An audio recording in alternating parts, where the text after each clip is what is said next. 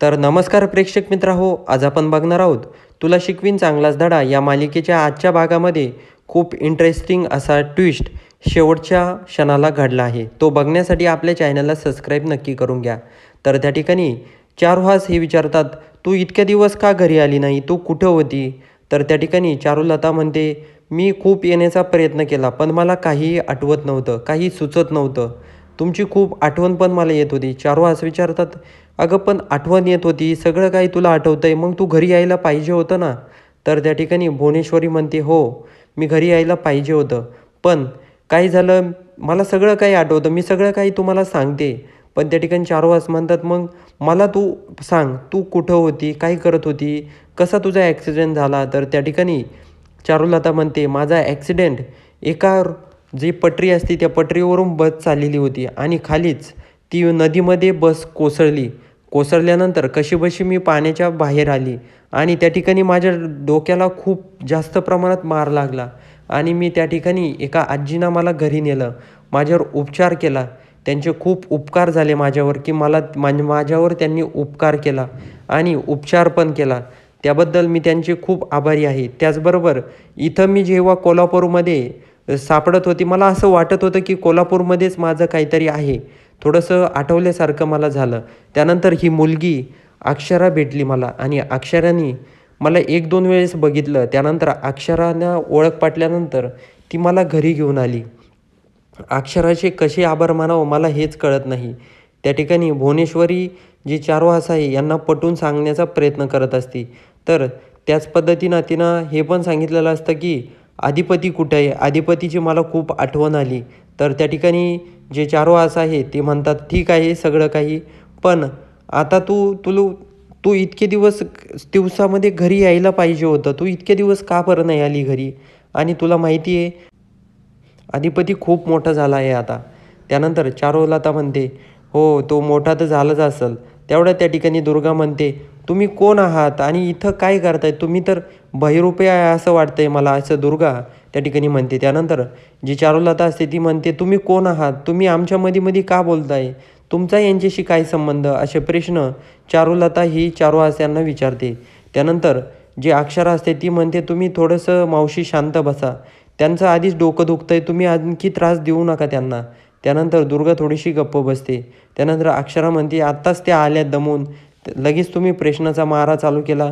चला त्यांना आराम करू द्या. आराम केल्यानंतर सविस्तर आपण बोलू त्यांच्यासोबत. त्यानंतर चारुलता विचारते, ही कोण आहे नेमकं? मला सांगता का सविस्तर? आणि ही भुवनेश्वरी कोण आहे?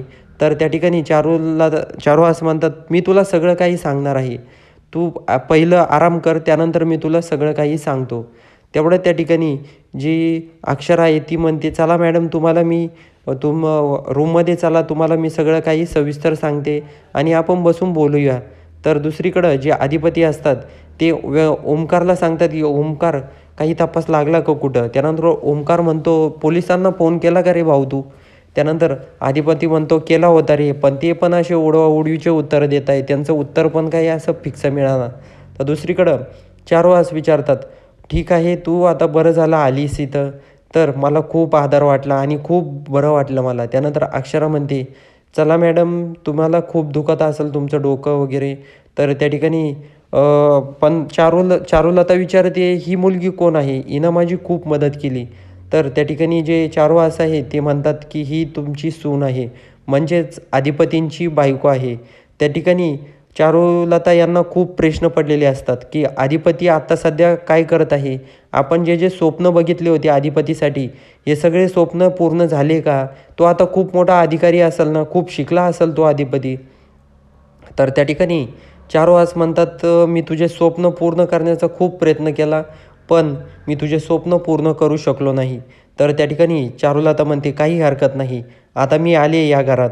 आता नक्कीच आपण दोघं मिळून सगळे स्वप्न आपले राहिलेले अधुरे पूर्ण करू.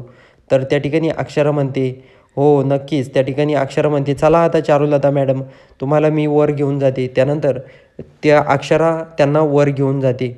तर दुसरीकडं जी चंचल आणि ते असतात त्यांना तर घामाघूम झालेल्या असतात त्या आणि त्यांना प्रश्न पडलेला असतो, ही जी आलेली आहे ही नेमकं कोण आहे? तर दुसरीकडं जी चारुलता आहे तिला अक्षरा वर घेऊन येते. अक्षरा वर घेऊन आल्यानंतर चारुलता म्हणते, माझी रूम कोणती आहे, मला खूप मी मी ज्या पद्धतीनं सजवत होते ना रूम, त्या पद्धतीनंच रूम असेल माझी. अक्षरा म्हणते थांबा मी आधी त्या रूममधून येते. तेवढ्यात अक्षरा आतमध्ये जाते आणि जो चारुलताच्या फोटोवर जो हार असतो तो काढते आणि ती एका ड्रॉवरमध्ये ठेवून देते. त्यानंतर चारुलता विचारते, तुम्ही कसे आहात, बरे आहात ना, आणि माझा मुलगा आदिपती कुठं आहे, त्याला लवकरात लवकर बोलवून घ्या. तर त्या ठिकाणी चारुहास म्हणतात येईलच तो, मी त्याला बोलवतो, अक्षराला सांगतो बोलवायला. तर त्या ठिकाणी चारुहास म्हणतात तुझी तब्येत बरी आहे ना, आणि तू आहे तशीच आहे आजू का. तर तेवढ्यात चारुलता म्हणते हो तुम्ही पण आहे तसेच आहात. तेवढ्यात त्या ठिकाणी अक्षरा येते आणि म्हणते मॅडम तुम्ही आज जा आता बाबांसोबत, मी येते खालून. त्यानंतर ते दोघेही चारुहास आणि चारुलता आतमध्ये जातात. तर दुसरीकडं जी देवघरामध्ये आजी आलेल्या असतात त्या ठिकाणी दुर्गा येते आणि म्हणते ही आजी ह्या घरामध्ये काय तमाशा चालू आहे, आणि ही कोण आली आहे बहिरुपया, आणि हे बघ ही जी आली आहे ना ही मला नाही वाटत की चारुलता आहे म्हणून. ही बघ सगळं अक्षरानी आणि यांचा प्लॅन आहे. आणि तू बघ चारुहास पण कसे त्यांच्या प्रत्येक गोष्टीला होकार देत होते. त्यानंतर आजी म्हणते चंचल आणि दुर्गे गप्प बसा तुम्ही दोघी पण, काही अर्थ काढू नका. जावई बापूंनी सगळी परीक्षा घेतली आहे त्यांची, आणि जावई बापूंना ओळखलं आहे म्हणून तर घरामध्ये घेतलं आहे ना. त्यानंतर दुर्गा म्हणते आजी तुला कळत कसं नाही, तू समजून कसं घेत नाही. त्यानंतर आजी म्हणते तुम्ही जा. तर ती गेल्यानंतर आजी देवीसमोर प्रार्थना करते, ए देवी मा, हे जी काय संकट आणलं आहे माझ्या पोरीवर, आणि माझी भुवनेश्वरी कुठं आहे हे काहीच कळत नाही आहे गं देवी, माझी भुवनेश्वरीला लवकरात लवकर सापडव. तर दुसरीकडं आदिपतींना अक्षरा कॉल करते आणि सांगते आदिपती तुम्ही लवकरात लवकर घरी या, माझं तुमच्याकडं खूप महत्त्वाचं काम आहे. अधिपती म्हणतात काय काम आहे मास्तरीनबाई, माझ्याकडं वेळ नाही आहे, माझ्याकडं मी ऑफिसला आहे आत्ता सध्या. तर त्या ठिकाणी अक्षरा म्हणते ते काही नाही, खूप महत्त्वाचं काम आहे. त्यानंतर अधिपती म्हणतात काही चारुहास यांनी काही केला का उद्योग परत भांडण. तर त्या ठिकाणी अक्षरा म्हणते तुम्ही काय हो काही पण, तुमच्याकडं तुम्हाला सांगितलं ना लवकर या तुम्ही, तुमच्याकडं काम आहे. त्यानंतर अधिपती म्हणतात मास्तरीनबाईचं माझ्याकडं काय काम आहे बरं. तर दुसरीकडं ज्या आजी किचनमध्ये येतात, अक्षरा चहा करत असते. तर त्या ठिकाणी आजी म्हणतात अक्षरा तुला हे भेटलं तरी कुठं. त्या ठिकाणी अक्षरा म्हणते काही नाही हो, एका ठिकाणी त्या 2-3 वेळेस आमची भेट झाली, त्यानंतरच मी कन्फर्म केलं हे चारुलता आहे म्हणून. त्यानंतर आजी म्हणतात ते सगळं खरं आहे, पण आता चारुलता घरी आल्यानंतर तुम्ही मग आमच्या भुवनेश्वरीचा शोध घेणं थांबवणार आहात का. तर त्या ठिकाणी अक्षरा म्हणते असं काय बोलताय आजी, आम्ही तसं कशासाठी करू, आम्हाला भुवनेश्वरी पण पाहिजे, त्यांना पण आम्ही शोध घेणारच आहोत. त्यानंतर आजी विचारतात ह्या तुला भेटलं तरी कुठं नेमकं. तर त्या ठिकाणी अक्षरा म्हणते काही नाही हो, एकदा मी बस स्टॉपवर होते, अधिपतींचा कॉल आला आणि तेवढ्यात त्या तिथून गायब झाल्या.